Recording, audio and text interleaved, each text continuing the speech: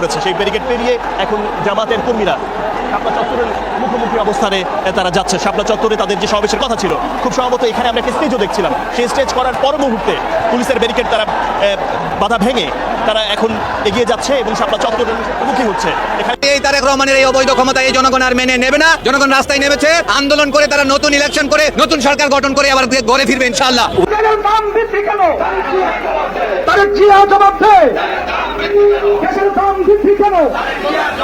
আমি ডাক্তার শফিকুর রহমানকে বলতে চাই, যা কিছু বলবেন মাথায় রেখে বলবেন, 1971 সালের কথা চিন্তা করে কথা বলবেন।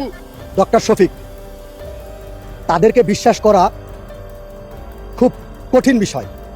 তারা প্রথম থেকে তাদের উদ্দেশ্য দেশকে কিভাবে বিভ্রান্ত করবে, মূলত তাদের উদ্দেশ্যই সেইটা, যেহেতু তারা ক্ষমতায় আসতে পারে নাই।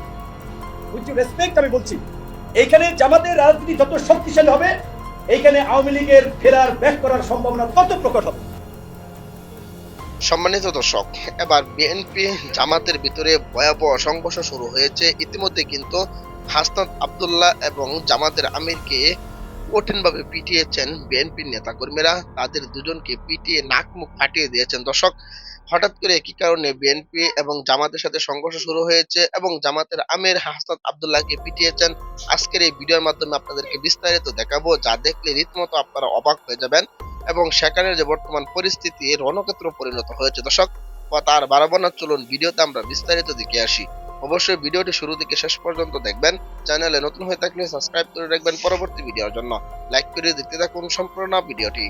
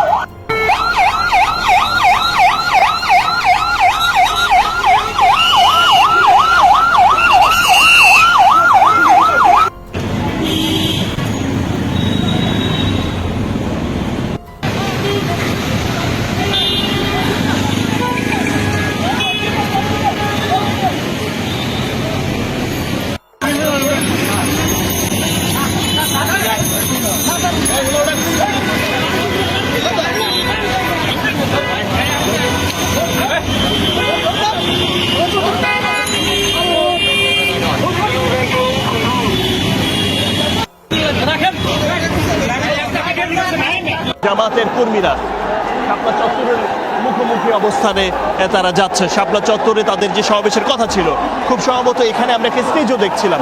সেই স্টেজ করার পর মুহূর্তে পুলিশের ব্যারিকেড তারা বাধা ভেঙে তারা এখন এগিয়ে যাচ্ছে এবং শাপলা চত্বরের মুখী হচ্ছে। এখানে আমরা দেখতে পাচ্ছি যে একটা মঞ্চ কিন্তু আছে, এখানে পুলিশের ব্যারিকেড ছিল। আপনারা সকাল থেকে যারা খবর দেখেছেন, সেই পুলিশের ব্যারিকেড কিন্তু এখন জামাতের কর্মীরা সরিয়ে দিচ্ছে এবং পুলিশ, আপনারা দেখতে পাচ্ছেন যে পুলিশও সরে এসছে। আমরা যে ওভারব্রিজের উপরে আছি সেখানটাতে আমরা দেখতে পাচ্ছি যে পুলিশের কর্মীরাও সরে আসছে। যদিও আমরা দেখতে পাচ্ছি যে জামাতের কর্মীর সঙ্গে পুলিশের এখন পর্যন্ত কোনো ক্ল্যাশ হয়নি, তবে তারা ব্যারিকেড সরিয়ে দিয়েছে। আমরা দেখেছি যে জামাতের কর্মীরা, শিবিরের কর্মীরা এখানে বিভিন্ন স্লোগান তুলেছে এবং ঠিক এই পাশটাতে একেবারে পুরোপুরি ফাঁকা ছিল। কিছুক্ষণ আগে আমরা এসে দেখেছি যে শাপলা চত্বরের এপাশ থেকে হঠাৎ করে শত শত নেতাকর্মী এই দিক দিয়ে এই শাপলা চত্বরের এপাশ থেকে, যে পথটা একেবারে বন্ধ ছিল নানার পথের, এই শাপলা চত্বরকে কেন্দ্র করে অনেকগুলো ব্যারিকেড ছিল, সেই ব্যারিকেড উপেক্ষা করে এখন আপনারা দেখতে পাচ্ছেন যে শাপলা চত্বরমুখী শত মানুষ।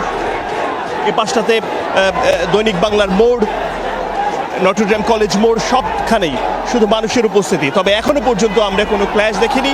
পুলিশ ও পাশটাতে দেখতে পাচ্ছেন যে পুলিশের কর্মীরা, যে পুলিশ যারা সদস্যরা রয়েছে তারা এক পাশে রয়েছে, তাদের মতো করে তারা রয়েছে। এখনো পর্যন্ত আমরা পুলিশের সঙ্গে জামাতে ইসলামের কিংবা এই ছাত্র শিবির যারা এখানে স্লোগান তুলছেন কিংবা আন্দোলন করছেন কিংবা তাদের দুটার দিকে যে শাপলা চত্বরে যে সমাবেশ করার কথা আছে, প্রধানমন্ত্রী দেশ নায়ক তারেক রহমানের কাছে আমি কিছু আহ্বান জানাতে চাই।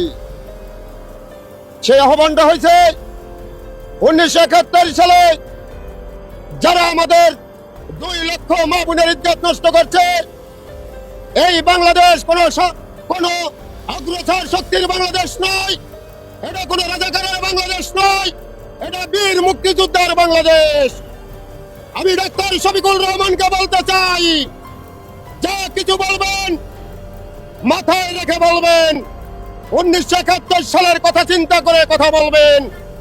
পাক বাহিনী, খানাদার বাহিনীকে আমরা এদেশ থেকে তাড়িয়েছি, পরাজিত করেছি। আমরা সেই বীর মুক্তিযোদ্ধা দল। এটা কোনো স্বৈরাচারের দল নয়, এটা কোনো রাজাকারের দল নয়। আমি জামাতের আমির শফিকুল রহমানকে আমি আরো বলেছিলাম, সচেতন হয়ে কথা বলুন।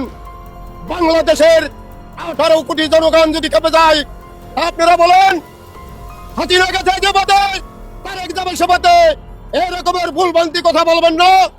এটা কোনো মানসিক কথা না, এটা হচ্ছে অমানসিক কথা। আমরা কোনো এনসিবি দেখি নাই, আমরা কোনো জামাত দেখি নাই।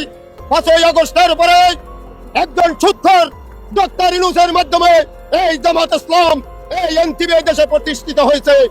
1971 সালের স্বাধীনতার শক্তি, পরম শক্তি দুটি দল, সেটা হলো আওয়ামী লীগ আর বিএনপি। সেই দুটি দল বাদ দিলে বাংলাদেশের কোন স্বাধীনতা ইতিহাসই থাকবে না। গণভোট নিয়ে আপনারা অনেক কথা বলেন, আমরা গণভোট চিনি না। আমরা তারেক রহমানকে বলতে চাই, আপনি এমনই একজন সন্তান, যে শহীদ রাষ্ট্রপতি জিয়াউর রহমান এই দেশে না হলে বাংলাদেশ স্বাধীন হতো না। পার্বত্য চট্টগ্রামে আমি দেখেছিলাম, শহীদ রাষ্ট্রপতি জিয়াউর রহমান ঘোষণা দিয়েছিলেন বাংলাদেশ স্বাধীন হয়ে গেছে। এই হলো শহীদ রাষ্ট্রপতি জিয়াউর রহমানের সন্তান জনাব তারেক রহমান। আপনি লন্ডনে বসে যে হুঙ্কার দিয়ে কথা বলেছিলেন, এই দেশের মানুষকে জেগে তুলেছিলেন, সেইভাবে কোন স্বৈরাচার, কোন রাজাকারদের ভয়ে আপনি পিছপা হবে না। এই দেশের 18 কোটি জনগণ আপনার সাথে আছে। জামাত যদি গণভোট নিয়ে, এনসিপি যদি গণভোট নিয়ে রাস্তায় নামে, আমরা শেখ হাসিনার জন্য যেভাবে রাস্তায় ঢল নেমেছিল সাধারণ মানুষের, ওইভাবে প্রতিটি মানুষ জামাত এনসিপিকে প্রতিহত করবে ইনশাল্লাহ। আরে জামাত ওই পুঁটি মাছের মতো ফাল মেরেন না। কই একটা পুষ্কুনির ভিতরে যদি 500 কই মাছ থাকে, ও কিন্তু ফাল মারে না। আর যদি একটা কোন রকমের একটা ভেদা মাছ থাকে, বাকি একটা খলসা মাছ থাকে, ওই একটা খলসা মাছ কিন্তু সারা পুষ্কুনিটাকে উজাই লয়। মনে হয় কি পুষ্কুনিতে অনেক কই মাছ আছে, এটা ভুল ধারণা। কই মাছ কখনো ফাল মারে না, কই মাছ চুপ করে থাকে। আর আপনারা ওই খলসা মাছের মতো ফাল মেরে বড় বড় কথা বলেন।